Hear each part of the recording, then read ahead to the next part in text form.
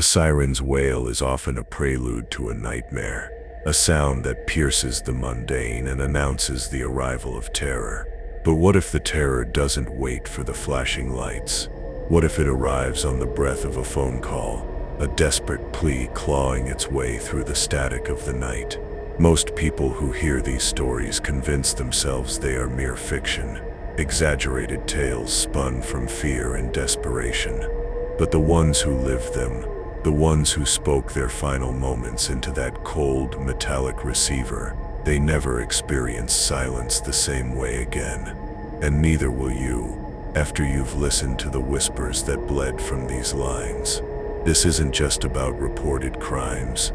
It's about the shadows that answer when you dial for help, the entities that answer the phone when there's no one else there to hear your screams.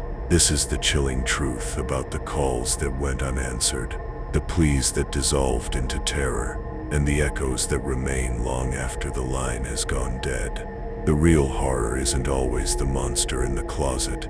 Sometimes it's the chilling realization that the monster might be the one you called for help. The moment the ordinary shattered, the moment the veneer of safety cracked wide open, was often heralded by a sound so mundane it was easily dismissed. The ring of a telephone. It's a sound that signifies connection, a lifeline in the dark. But for those whose voices would soon be swallowed by an unseen dread, that familiar chime became a harbinger of unspeakable doom. Imagine the gnawing dread that begins as a mere flicker, a subtle dissonance in the symphony of everyday life. It starts with a feeling, an inexplicable coldness seeping into the marrow of your bones. Then, the whispers begin, not from the room, but from the very air, a suggestion that you are not alone. This is the precipice, the point where the veil between our world and whatever lies beyond thins to a fragile membrane, ready to tear. The people who called the authorities were not seeking theatrics. They were seeking salvation from terrors that defied logic, from entities that wore the faces of our deepest fears. Their voices, strained and trembling, carried the weight of the impossible, the surreal horror of being hunted by something that defied comprehension. It's a primal fear, one that predates civilization, the fear of the predator unseen, the darkness that breathes just beyond the firelight. These weren't just isolated incidents. They were threads woven into a tapestry of dread that stretched across time and space. Each call a desperate confession of a reality too terrifying to bear alone. They spoke of shadows that detached themselves from walls, of whispers that coiled around their thoughts like venomous serpents, of a cold presence that seeped into every corner of their homes, turning familiar spaces into an alien landscape of fear. The very act of reaching out, of lifting the receiver, was an act of defiance against the encroaching darkness, a primal scream into the abyss. Yet so often, the abyss answered not with comfort, but with a chilling silence or a distorted echo of their own fear. The disembodied voices, fragmented and desperate, painted pictures of assaults that were not merely physical, but spiritual, violations that left scars not on the skin, but on the very soul. They were the cries of people trapped in an unfolding nightmare, a reality where the laws of nature seemed to bend and break under the pressure of an unseen, malevolent force that stalked them with an almost sentient malevolence. The early hours of the morning often hold a unique brand of terror, a time when the world sleeps and the veil between worlds is at its thinnest. It's when the mundane shifts, when shadows lengthen and take on monstrous forms. For many, the first hint that something was terribly wrong came not as a visible threat, but as a disturbance in the natural order of things. A creaking door when no one was home, a chilling draft that carried the scent of damp earth and decay, a faint scratching sound emanating from within the walls that mimicked the desperate scrabbling of tiny unseen claws. These were the subtle overtures, the overtures of a darkness that was not content to remain in the periphery.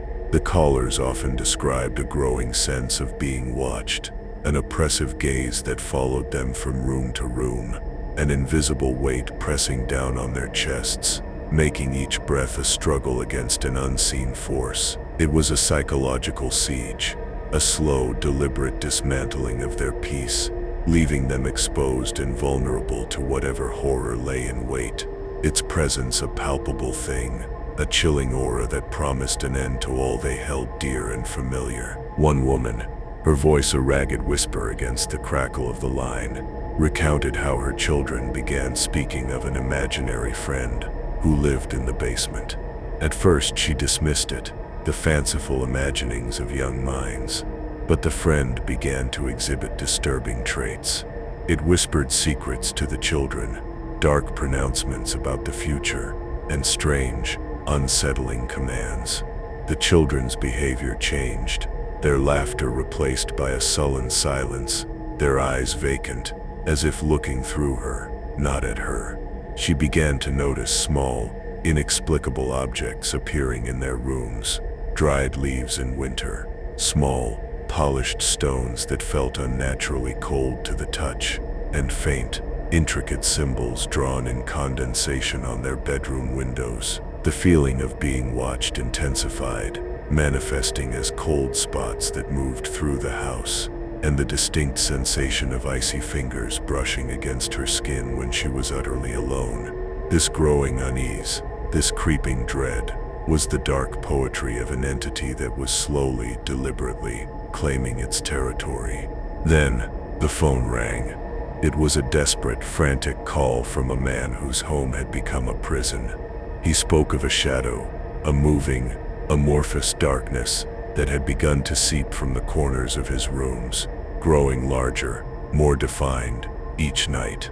It didn't just cast a shadow, it was the shadow, a tangible entity that seemed to absorb light and sound, muffling the world around it. He described how it would twist and contort, taking on shapes that defied geometry, hinting at forms too horrifying for the human mind to fully grasp. The air in his house grew heavy, thick with the scent of ozone, and something ancient and decaying, a smell that clung to his nostrils and made him gag. He pleaded with the dispatcher, his voice cracking, describing how the shadow had begun to whisper his name, a sibilant hiss that seemed to originate from everywhere and nowhere at once, promising oblivion. He felt a profound, soul-deep chill, a dread that sank into his very bones, knowing that the calls for help were becoming a frantic countdown to an encounter with a darkness that had no name. The transcripts are filled with a recurring motif, the sound of scratching, not the innocuous scurry of a mouse, but something more deliberate, more insidious. It was the sound of nails, or something akin to them, dragging slowly and deliberately across wood, plaster, and even metal. Imagine that sound, magnified, resonating in the dead of night, a constant reminder that whatever was lurking just beyond your perception was trying to find a way in. One caller, a young woman alone in her apartment, described the scratching moving from the ceiling to the walls and finally to her bedroom door. It was a symphony of dread, each scrape a hammer blow against her fraying nerves. She described the fear as a physical entity, a cold hand that squeezed her heart, making it impossible to breathe. The scratching wasn't random. It seemed to follow her, a relentless pursuit that chipped away at her sanity, leaving her paralyzed by the certainty that her time was running out. She whispered that the wood of the door was splintering, not from force, but from an unnatural decay, as if the very material was succumbing to an unseen rot. This phenomenon often escalated into physical manifestations, tangible proof that the unseen was indeed asserting its presence. Objects would move on their own, not just falling from shelves, but being deliberately placed, arranged in unsettling patterns. Doors would slam shut with violent force, or conversely, creak open slowly, inviting a glimpse into an empty, terrifying space. One elderly man, his voice trembling with a mixture of fear and bewilderment, reported that his furniture had been rearranged overnight, forming a labyrinthine maze in his living room. He described the chairs and tables as having been moved with an impossible strength, placed at angles that defied logic, creating a disorienting and claustrophobic environment. He felt a primal terror, the fear of a creature that was not only intelligent but possessed of a power that far surpassed human understanding, a power that saw his home not as a sanctuary, but as a playground for its malevolent amusement. The disembodied voices, often heard through phone lines or echoing in empty rooms, are perhaps the most chilling aspect of these accounts. They are not the voices of the living, but something else, something that has learned to mimic, to distort, to sow seeds of terror. They whisper fears, secrets, and impossibilities, playing on the deepest anxieties of their victims. One report detailed a woman who heard her deceased husband's voice calling her name from the attic, a voice that was both familiar and terrifyingly wrong, imbued with a guttural rasp that chilled her to the bone. She described the voice as being filled with an ancient sorrow, a profound despair that seemed to radiate from the speaker. This wasn't a comforting echo of memory. It was a perversion, a dark mimicry designed to lure her into a trap, to draw her towards the source of this unholy sound. The implication was clear. Whatever was speaking, it was not a ghost in the traditional sense, but something far more sinister, feeding on grief and loneliness. Another caller, a young man living alone, described hearing a chorus of disembodied laughter, a high-pitched, maniacal sound that seemed to emanate from the very walls of his apartment. It wasn't just laughter. It was laced with a malicious glee, a cruel mockery of his isolation and fear. He felt a profound sense of violation, as if his innermost fears were being amplified and broadcast for unseen entities to revel in. He described the laughter as cold, devoid of any human warmth, echoing the hollow emptiness he felt within himself. This auditory assault was designed not just to frighten, but to break him, to erode his sanity with its relentless, taunting cadence.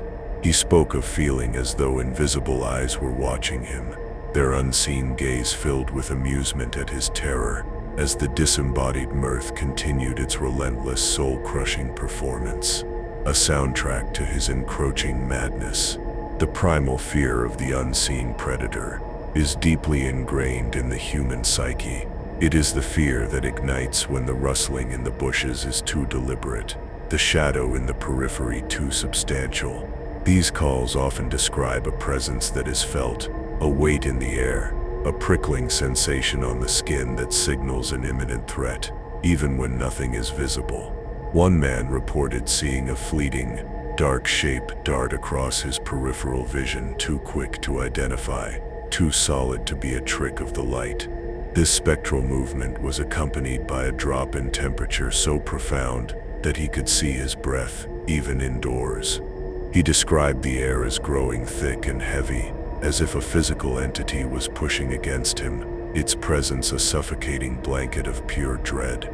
He felt the hairs on his arms stand on end, a primal alarm bell ringing in his mind, signaling an encounter with something ancient and malevolent that had stepped out of the darkness and into his reality.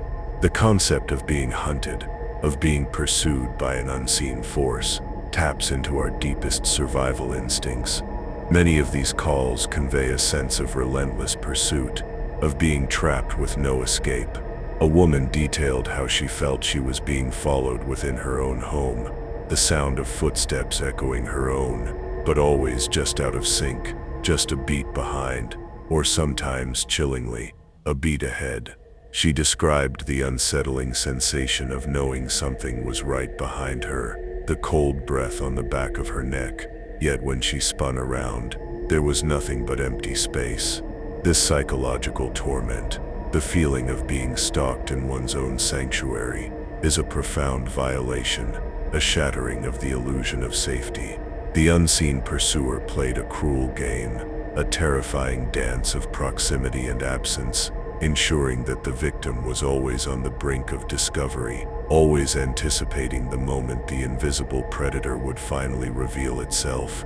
its intentions surely rooted in something far more terrifying than mere physical harm. The physical realm, once a place of predictable laws, becomes a battleground for unseen forces. Objects move with intent, doors refuse to obey, and the very fabric of reality seems to warp and twist. One account describes a family trapped in their home as their doors and windows became inexplicably sealed, not locked, but as if they had become one with the walls, immovable and impassable. They felt the house itself was breathing, the walls contracting and expanding, and the air growing thin and cold. The feeling of being entombed, of their sanctuary becoming their tomb, was a palpable terror. It suggested an intelligence, a deliberate act of confinement by an entity that understood their fear and reveled in their helplessness, turning their familiar surroundings into a perfect, inescapable cage, its unseen bars forged from a desperate, suffocating dread that permeated every inch of their confined existence. The most disturbing aspect of these calls is often the sense of inevitability, the chilling certainty that what is happening cannot be stopped, that the victim is merely a pawn in a game they don't understand, played by forces beyond their comprehension. A man called reporting that his reflection in the mirror was no longer his own. It moved independently, its expression one of malevolent amusement as it mocked his terror, its eyes glinting with an alien intelligence. He described the reflection as slowly raising a hand, not to wave but to beckon, its fingers curling in a gesture that promised a horrifying embrace, a terrifying assimilation into the darkness it represented. He knew, with a certainty that froze his blood, that if he looked too long, if he succumbed to the beckoning, he would cease to be himself, his identity consumed by the mirror's sinister inhabitant, a fate far worse than any physical harm, a true obliteration of the soul. The whispers are always there, aren't they? Not just the literal sounds, but the insidious thoughts that creep into your mind when you're alone in the dark. These calls often describe an externalized version of that inner dread, a chorus of whispers that seem to emanate from the very walls, from the shadows in the corners of the room. They speak of forgotten sins, of future calamities, of truths that should remain buried. One woman recounted hearing whispers in a language she didn't understand, yet somehow she comprehended their meaning, a prophecy of doom, a chilling certainty of her impending demise.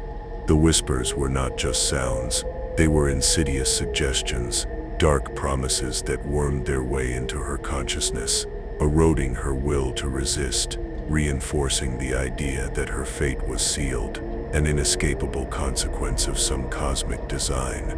The air itself seemed to vibrate with these spectral utterances, each syllable a shard of ice piercing her sanity. This narrative of encroaching dread often culminates in the feeling of being watched, not by human eyes, but by something ancient and inhuman. It's a gaze that penetrates, that unnerves on a fundamental level, making the victim feel utterly exposed and vulnerable. A man described the feeling of being observed by something in the woods behind his house, a presence so palpable it made the hairs on his neck stand on end. He saw no figure, no movement, yet he felt an intense, focused scrutiny, a weight of awareness that was both terrifying and deeply intrusive. It was the gaze of a predator assessing its prey, a cold, calculating appraisal that promised no mercy. He described the darkness of the woods as seeming to deepen, to coalesce into an unseen entity, its attention a tangible force pressing against his very being, an alien consciousness that found his fear to be a source of sustenance, or perhaps amusement. The insidious nature of these phenomena lies in their ability to distort reality, to twist the familiar into something monstrous. Homes, once sanctuaries, become prisons, and the mundane sounds of daily life are imbued with sinister undertones.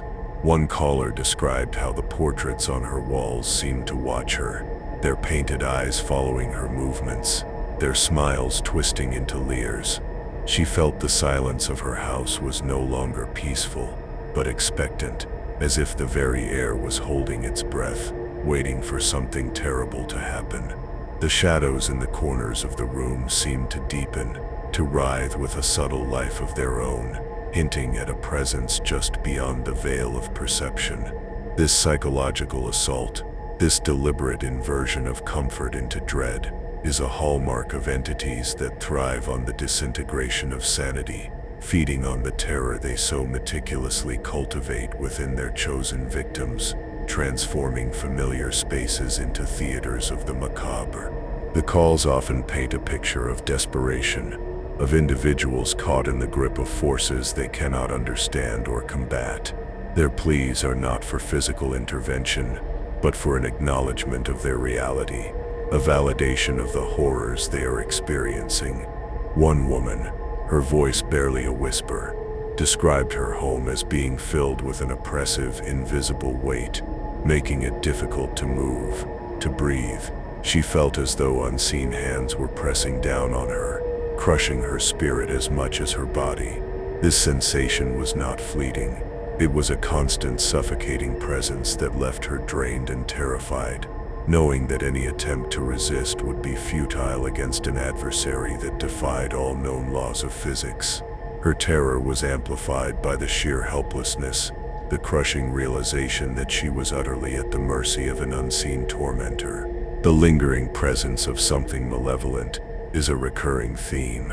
Even after the immediate terror subsides, a residue of fear remains, a haunting awareness that the entity has not truly gone, but merely retreated, waiting. A man reported that after a terrifying night of inexplicable noises and moving objects, he found his home filled with a faint metallic smell, like old blood, and an inexplicable coldness that lingered for days. The air itself felt heavy, charged with an unseen energy, a constant reminder of the violation his home had endured. This residual atmosphere, this palpable echo of the intrusion, served as a constant torment, preventing him from ever truly feeling safe in his own space again. It was as if the darkness had left its mark, a stain on his reality that no amount of cleaning could ever erase, a constant chilling reminder of the fragility of his perceived safety and the persistent threat of its return. The nature of these callers' fear is not just about physical danger, but about a profound existential dread, the fear of losing oneself, of one's identity being consumed by something alien and hostile. One woman described feeling as though her thoughts were no longer her own, invaded by a cold, alien logic that whispered dark suggestions and distorted her perception of reality. She felt her sense of self slipping away, her memories becoming jumbled, her very essence being overridden by an external consciousness. This terrifying prospect of mental and spiritual annihilation, of becoming a vessel for something monstrous, is a horror that transcends the physical, striking at the core of what it means to be human. The insidious invasion of her mind was more terrifying than any physical assault, a slow, agonizing dissolution of her identity, leaving her to question if the she's that remained was truly her at all, or merely an echo in an empty vessel. These accounts are more than just stories. They are fragmented testaments, the last desperate signals from souls teetering on the brink.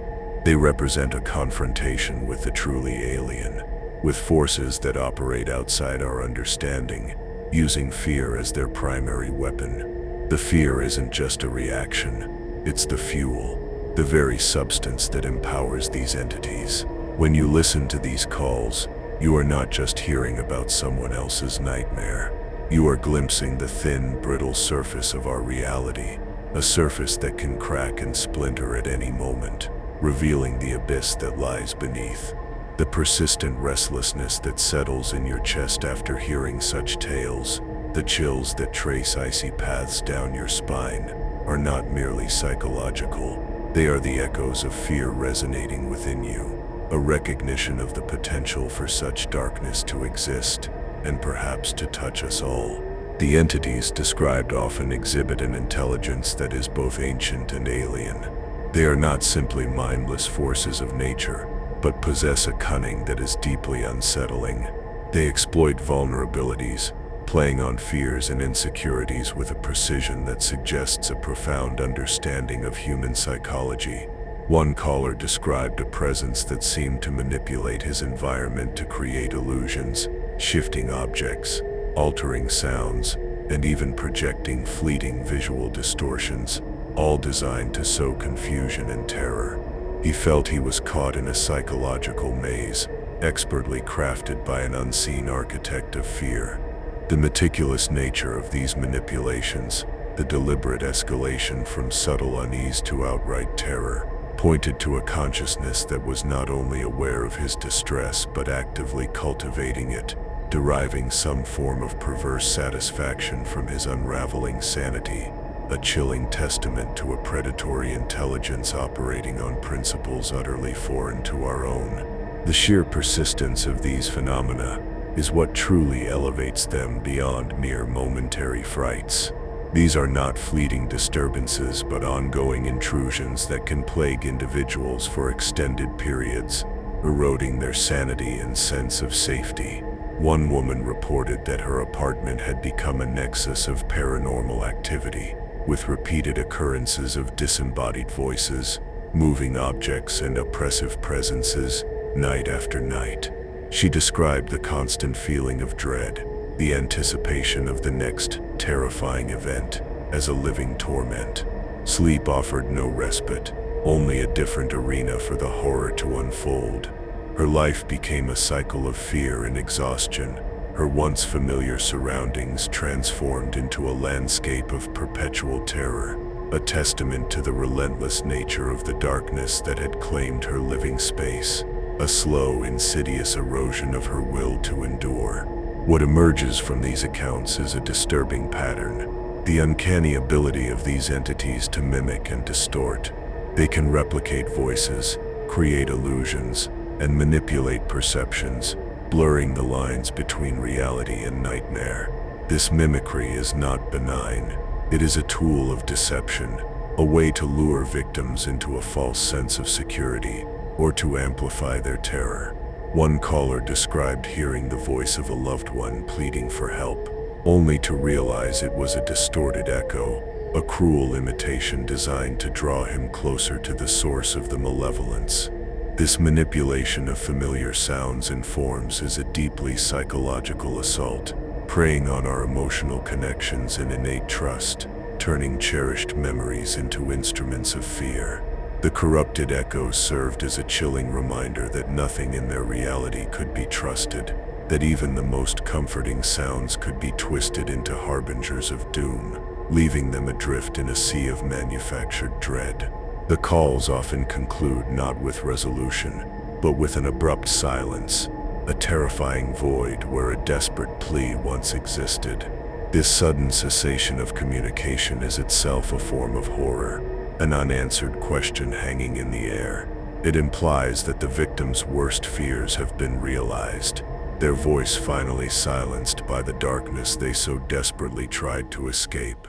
The static that follows is not merely the absence of sound, but a deafening emptiness, a void that swallows hope and leaves only the chilling echo of what might have been. We are left to contemplate the unimaginable terror that must have preceded that final crushing silence, the moment when the last flicker of resistance was extinguished and the darkness claimed its prize, leaving behind only the chilling resonance of a scream that never reached its intended destination, forever lost in the impenetrable static. Now, I ask you to consider something. Do you feel this dark message was meant for you? Do you feel the cold breath of these stories on your own neck, the whispers and the static of your own mind? If you have felt this unease, this resonance of dread, then you understand the pull of the unknown, the chilling allure of the forbidden. Every soul that joins feeds the voice that whispers from the darkness, strengthening the veil that separates our world from theirs. It is through shared fear, through acknowledgement, that we understand the true nature of the shadows that gather at the edges of our perception. Subscribe, and let your joining be a beacon, not of light, but of a shared, profound, and terrifying awareness. Like this story, if it has stirred the primal fears that lie dormant within you, for in that shared shiver, we are never truly alone in the dark.